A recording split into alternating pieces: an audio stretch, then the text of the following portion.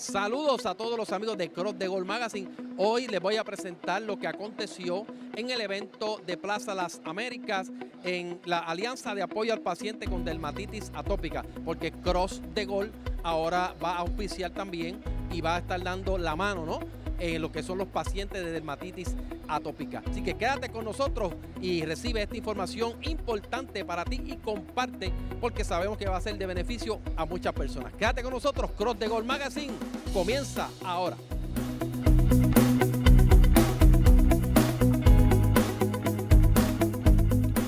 La dermatitis atópica es una enfermedad que se presenta con mayor prevalencia en la edad pediátrica. Así que el doctor Francisco Colón está con nosotros para hablar de esos casos de dermatitis atópica que se diagnostican antes del primer año de vida, ¿verdad?, de los pacientes. Buenas tardes, doctor, ¿cómo está? Buenas tardes, ¿cómo están todos? Hola, un placer estar aquí. Bueno, ¿qué es tener dermatitis, verdad? El término atópica, ¿qué significa? Pues la palabra dermatitis se usa de forma intercambiable con la palabra eczema. Es lo mismo, dermatitis, eczema, para describir una piel que está inflamada, ¿verdad? Inflamada. ¿Qué significa tener inflamación? Una piel enrojecida, una piel que está un poco hinchada y con presencia de escamas y o costras. Eso es así de sencillo. El término atopia viene del griego diferente o fuera de lugar y fue adoptado por unos doctores, ¿verdad?, en los años 30 para asociar este tipo de dermatitis con otras complicaciones que vieron que los pacientes tenían asociadas, como lo son el asma y la rinitis alérgica. Sabemos que atopia entonces engloba a este grupo de pacientes que tienen este historial familiar. Dermatitis, problemas de alergias nasales, problemas de asma bronquial, están bien relacionados. A veces en una misma familia, un hermanito tiene dermatitis, el otro tiene alergia nasal, el otro es asma, o puede tener dos, o puede tener las tres el mismo paciente. El diagnóstico de dermatitis atópica es clínico, es un diagnóstico clínico. No hay un laboratorio, ¿verdad?, específico para todos los pacientes. En algunos pacientes podemos encontrar elevación de lo que se conoce unas células que se llaman eosinófilos.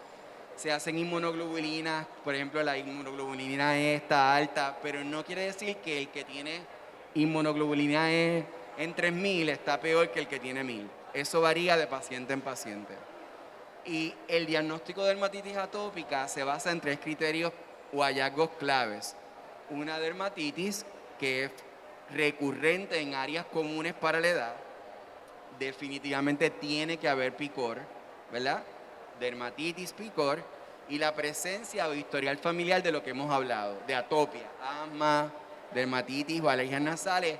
7 de 10 pacientes con dermatitis atópica van a tener un historial familiar de primera línea. Papá, mamá o él mismo va a padecer de estas otras dos condiciones. ¿Cuáles son las áreas de piel comúnmente envueltas en dermatitis atópica? Depende, ¿verdad?, de la edad del paciente. En realidad pueden intercambiarse, pero durante lo que vemos acá, ¿verdad?, que usualmente la edad arriba, que es los infantes, vemos mucho envolvimiento del área de los cachetes, de la cara y áreas extensoras, brazos, piernas.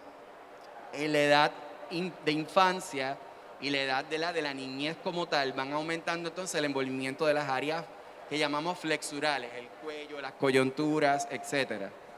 Y luego hacia la edad adulta persisten esas áreas flexurales, pero hay envolvimiento más grande de las palmas y las plantas, las manos y los pies. ¿Qué condiciones médicas hay que saber diferenciar de dermatitis atópica? Que eso a veces tenemos un poquito de conflicto, sobre todo, ¿verdad? Nos podemos equivocar todos, hasta un dermatólogo, pero usualmente nosotros tenemos un expertise y hay veces que tenemos que tener cuidado en el diagnóstico que hacen otros médicos que no son especialistas en dermatología, que podemos confundir ciertas cosas. Y para ustedes, ¿verdad?, que lo sepan también distinguir, lo más importante, vemos ahí, ¿verdad?, que el bebé normalmente a veces cuando son bien pequeñitos tienen lo que llaman el cradle cap o la caspita de bebé.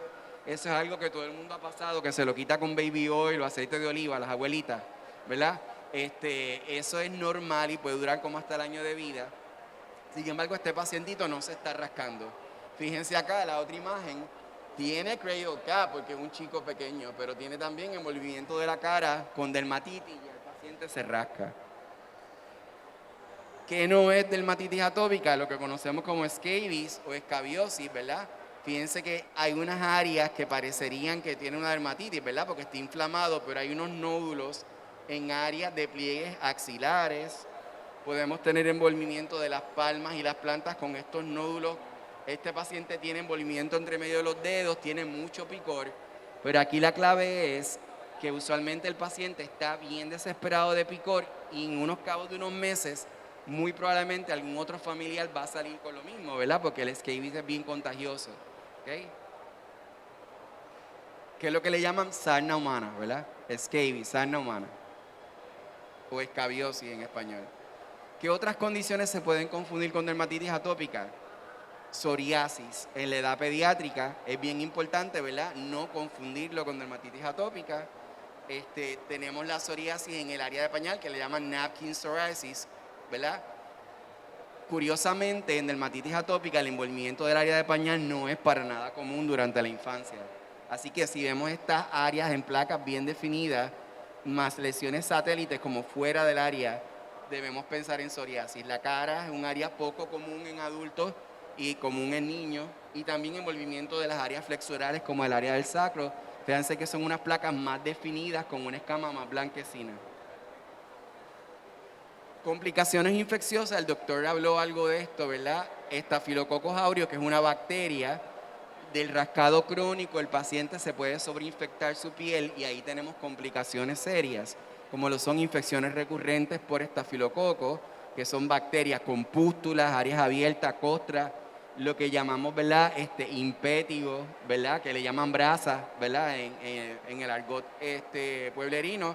Y tenemos también que tener cuidado, el doctor lo mencionó, con herpes. Eczema herpético quiere decir que el herpes que da labial, ¿verdad? Algún familiar o el mismo paciente lo puede de rascarse, se lo lleva a otras partes de su cuerpo y puede desarrollar esta infección herpética que hay que tener mucho cuidado de diagnosticarlo a tiempo porque puede dar mucha complicación y sobre todo se afecta el área del ojo, como dijo el doctor González Chávez. Comorbilidades en pacientes con dermatitis atópica y familiares, y lo voy a leer porque es bien importante, ya lo hemos visto a través de las conferencias de la psicóloga. Es una condición crónica de piel que afecta profundamente a los pacientes y a sus familiares en todos los aspectos de la vida diaria, físicos, emocionales y psicológicos, y ya, ¿verdad?, vieron una charla sobre eso. Esto es un diagrama muy bueno que encontré, ¿verdad?, de las comorbilidades asociadas. Hemos hablado, ¿verdad?, que la dermatitis atópica hay problemas de sueño que nos pueden llevar a peor desempeño escolar en los pacientes porque no duermen rascándose de noche, depresión, ansiedad, las otras condiciones que hemos hablado. Los pacientes con dermatitis atópica también tienen un aumento en dermatitis de contacto, quiere decir que son más susceptibles, como su barrera está dañada, pueden tener más predisposición a tener alergias a otros químicos como lo son los metales, el níquel, el látex, etcétera. Así que también ellos tienen aumentado ese riesgo. Infecciones cutáneas son las que vimos, especialmente estafilococo. Muchas veces algunos de estos pacientes se hacen portadores de estafilococo y hay que tratar el área de la nariz porque tienen infecciones recurrentes y es porque están colonizados en el área de las fosas nasales y hay que usar entonces antibióticos en esas áreas para que no les siga dando el problema.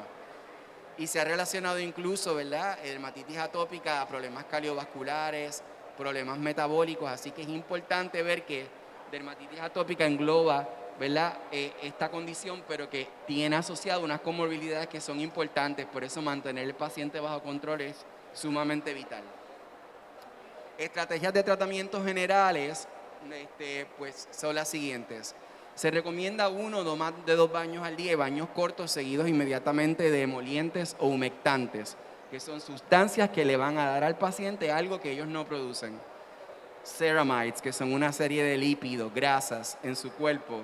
Filagrina, que está defectuosa en los pacientes, algunos productos la contienen.